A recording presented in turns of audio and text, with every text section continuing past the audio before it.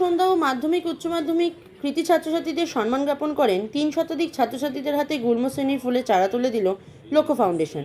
এই সন্ধ্যায় সংগঠনের অধ্যক্ষ কিশোর কর, সম্পাদক পূর্ণেন্দু দেবনাথ, বরিষ্ঠ কার্যকর্তা রতন জৈনকে পাশে নিয়ে মঙ্গলদ্বীপ প্রজ্বলিত করে অনুষ্ঠানের শুভারম্ভ করেন বেলুর রামকৃষ্ণ বিদ্যামন্দিরের অধ্যক্ষ স্বামী মহাপ্রজ্ঞানন্দ মহারাজ। পরে নিজের বক্তব্য রাখতে গিয়ে স্বামীজি ছাত্রছাত্রীদের উদ্দেশ্যে বলেন, রবীন্দ্রনাথ, নজরুল, বিবেকানন্দ বিভিন্ন লেখা পড়া উচিত।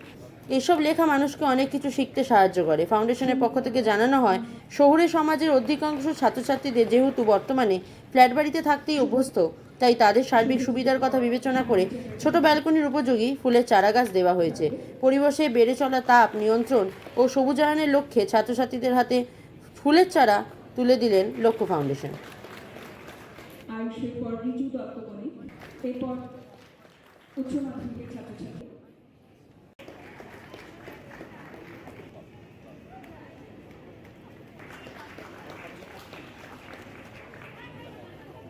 এবং চন্দ্রজিতে একটু জোরে এত পড়াশোনার পর চন্দ্রজিতের পর স্নেহা দাস, আমরা আমাদের ছাত্রছাত্রীদের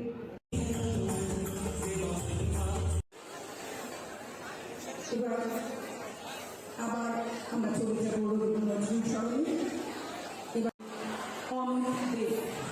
আমরা তিনটি পর্বের সম্মাননা জ্ঞাপন করব। দুটি পর্ব প্রথমেই বলি, এই যে উদ্যোগ, লক্ষ্য ফাউন্ডেশনের বয়স মাত্র 1 বছর, কিন্তু প্রথমে আমি যেটা বলতে চাই, এই উদ্যোগ অত্যন্ত সুন্দর এবং এই ফাউন্ডেশনের যারা সদস্য এবং যারা কর্তৃপক্ষ তাদের আমি আন্তরিক সাধুবাদ জানাচ্ছি। দেখুন, আমাদের যে কোনো কৃতিত্বই মানুষের জীবনে অত্যন্ত গুরুত্বপূর্ণ। তার থেকেও অন্তত এই বয়সে, ওরা যে বয়সে পড়াশোনা করছে, মাধ্যমিক উচ্চ মাধ্যমিকের যারা সমস্ত স্টুডেন্ট, খুব গুরুত্বপূর্ণ হচ্ছে এই যে কৃতিত্বের স্বীকৃতি।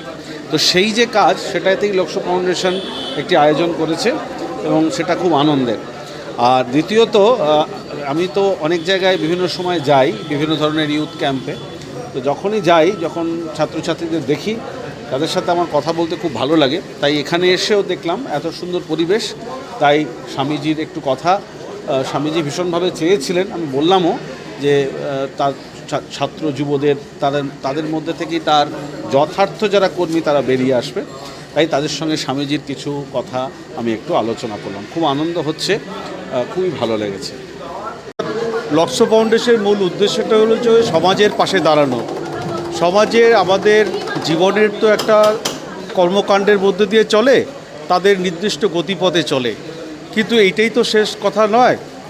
আমাদের জীবনের একটা অংশ, একটা নির্দিষ্ট অংশ যদি সমাজকে যদি আমরা না দিয়ে যেতে পারি, তাহলে এই সমাজ কি করে এগোবে? সমাজের জন্য প্রত্যেকটা মানুষকে এগিয়ে আসা উচিত। সেই চিন্তাভাবনা করে লক্ষ্য ফাউন্ডেশনকে গড়ে তোলা হয়েছে, যাতে করে এই সংস্থা স্বাস্থ্য এবং শিক্ষার মধ্য দিয়ে সমাজের কিছু অবদান আমরা রেখে যেতে পারি।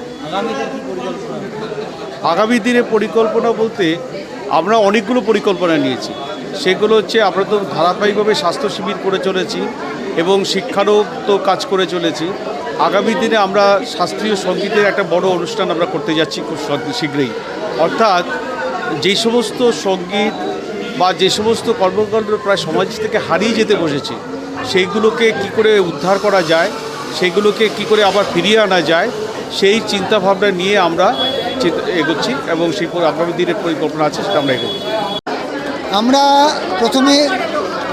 প্রথমে যখন আমরা ঠিক করেছিলাম গত বছর যে আমরা প্রত্যেকেই কিছু না কিছু সমাজসেবামূলক কাজ করি, তো সেই দিক থেকে যখন আমরা ব্যক্তিগতভাবে সমাজসেবামূলক কাজ করি, সেটাকে একটা প্রাতিষ্ঠানিক রূপ দেওয়ার জন্য আমরা লক্ষ্য ফাউন্ডেশনকে চ্যারিটেবল ট্রাস্ট হিসেবে আমরা রেজিস্ট্রেশন করেছি, যাতে দীর্ঘদিন ধরে আমরা এই কাজটা করতে পারি। এবং তার জন্য একটা সংগঠন তৈরি করা হয়েছে এবং এই সংগঠনের মাধ্যমে যাতে আমাদের এই কাজটা দীর্ঘদিন বেঁচে থাকে, সেই কারণে এই ট্রাস্ট বানানো হয়েছে, যাতে যখন তখন এইখানে আমাদের লোকজন আসতে পারবে, কিন্তু এখান থেকে কাউকে আমরা বাদ দেব না।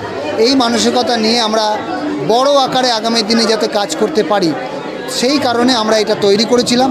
এবং ইতিমধ্যেই আমরা যেহেতু স্বাস্থ্যের দিক থেকে আমরা 4খানা ক্যাম্প করেছি এবং তার সাথে সাথে সেখানে নানান রকম রক্ত পরীক্ষা, চক্ষু পরীক্ষা, স্বাস্থ্য পরীক্ষা এগুলো হয়েছে এবং তার সাথে সাথে যারা প্রতিবন্ধী আছেন, যাদেরকে আমরা দিব্যাঙ্গ বলি, তাদের অনেকেরই এরকম হাত পা নেই, তাদের আমরা বিভিন্ন ক্যাম্পের মাধ্যমে অন্যান্য প্রতিষ্ঠানের সঙ্গে যুক্ত হয়ে আমরা তাদেরকে কৃত্রিম হাত পা দেওয়ার ব্যবস্থা করেছি।